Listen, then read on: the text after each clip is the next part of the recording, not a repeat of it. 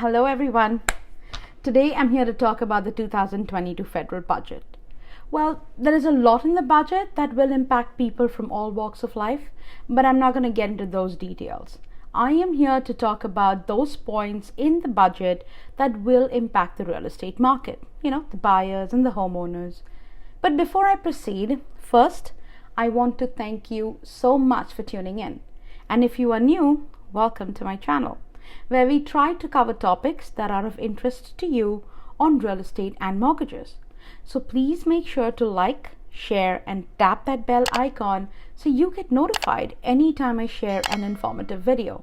And of course, if you find the information provided is of value, then all I ask is to hit the subscription button to get me motivated to keep you up to date with everything real estate.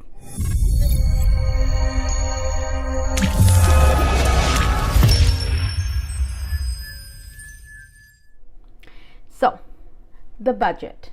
I know there were lots of rumors about that and speculations, but the great news is that there were not too many big surprises that will immediately impact our real estate market.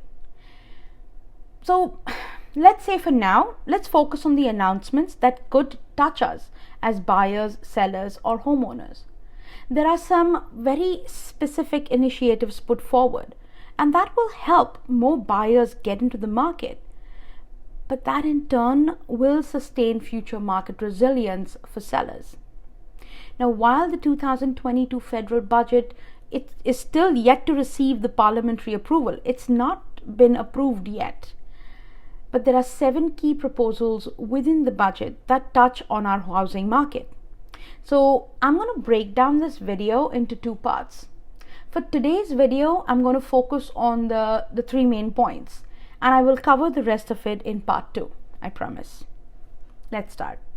Point number 1, and this is the big one.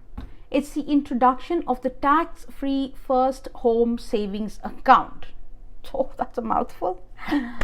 The FHSA. This is designed to help Canadians under the age of 40. The taxpayer account holders will be able to contribute up to $8,000 per year towards the purchase of their first home. The FHSA, I'm going to mess this up, combines the features of both an RRSP and a TFSA. Like the Registered Retirement Savings Plan, the RRSP, contributions will be eligible for an income tax deduction, and the money will grow tax-free inside the account. Now, this has a lifetime contribution limit of $40,000 and an annual contribution limit of $8,000. But just like the RRSP and the TFSA, you carry your contribution room forward and then withdraw to purchase your first home without tax consequences. Now, funds in the FHSA not used once the account holder turns 40 or within 15 years of opening the account, then it can be rolled into an RRSP or a RIF, basically to limit the tax consequences. Now, you must be 18 years of age, a resident or citizen of Canada to open this account. You must also not currently own a home or have owned a home in the previous 4 calendar years. Sounds familiar? It's very much like the HBP plan, right? Because the contributions are tax deductible and so is the income earned while it is in that account and when you withdraw to buy your first home. So remember, once an individual has made a non-taxable withdrawal to purchase a home, they could be required to close the FHSA. Now, it could be you could have 1 or 2 accounts, doesn't matter, you got to close them. And you have to close them within a year from the first withdrawal, and you would not be eligible to open another one. Now, if you take the funds out for any other purpose apart from buying your home, then that amount will be taxed just like it is in an RRSP. While the budget has not defined the details, our understanding is that account holders will be allowed to transfer funds from an RRSP into an FHSA on a tax-free basis, subject to the contribution limit of $8,000 per year, beginning in 2023. Now, from what I understand, this program is not limited to first-time home buyers, but all Canadians and residents are eligible, I think, but we'll have to wait for the details. For first-time home buyers who choose to participate in the existing HBP or the home buying plan, it could translate to a significant down payment to qualify to get a home. For example, let's say a couple, okay, who have never owned a home before could save $40,000 each in an FHSA account. And if they both have an RRSP savings, they could withdraw $35,000 each under the home buyers plan or the HBB plan.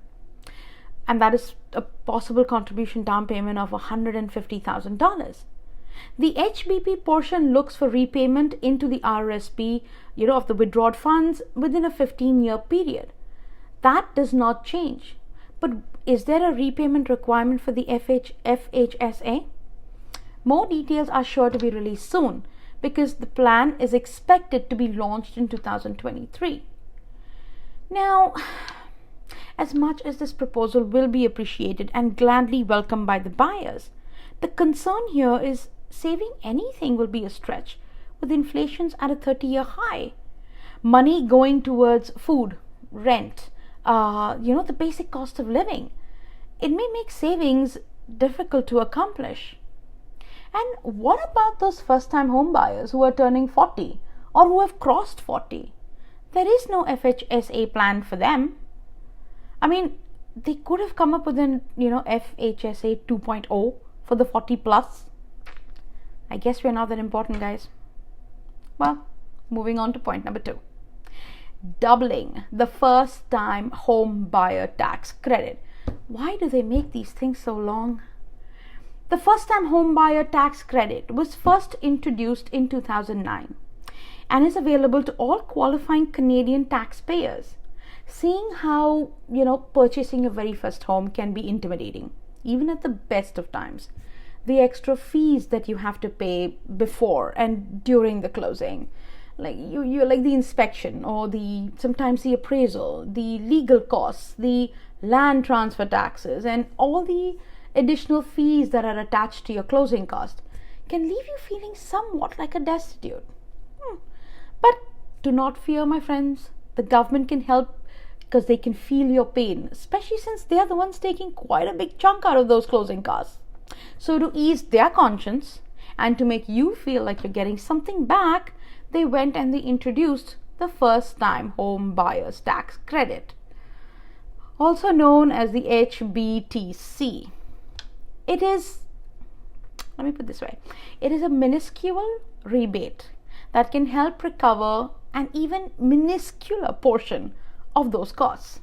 Now, do not mistake this for the land transfer tax. This is the home buyer's tax. This income tax credit applies to qualifying first home purchase during the tax year. The first-time home buyer's tax credit is a $5,000 non-refundable tax credit. If you're buying a home for the very first time, claiming the first-time home buyer credit can land you a total tax rebate of, wait for it, $750. You thought you were getting the full $5,000, right? I told you, minuscule.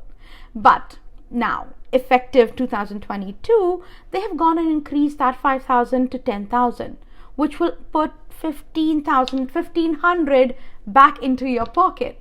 So for those who bought a home this year, when you go to do your taxes, remember to tell your accountant that you are a first-time home buyer and claim that cost.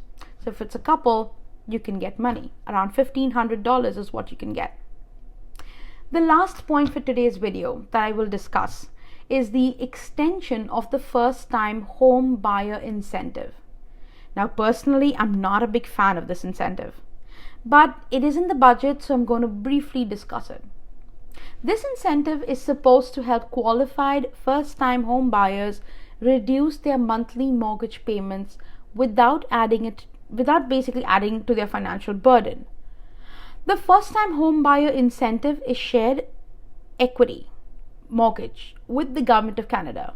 I said that slowly on purpose. I hope that you heard it right. Shared equity. The government has a shared investment in your home. In simple terms, CMHC will be on title to the property along with you. And they say this incentive allows eligible first-time home buyers to lower their borrowing costs by sharing the cost of buying a home with the government. This plan, I don't know, I don't like it, but this plan has been extended till March 31st, 2025. And like I said, personally, I'm not a big fan of this incentive, but it's available. And I will be doing a detailed video on this, so keep your eye out for that. I will also be posting the second part of the budget next week. It's got some interesting points that might impact you, so stay tuned. And don't forget, tap that bell icon so you don't miss it. I'm signing off, and I really hope that this information was useful.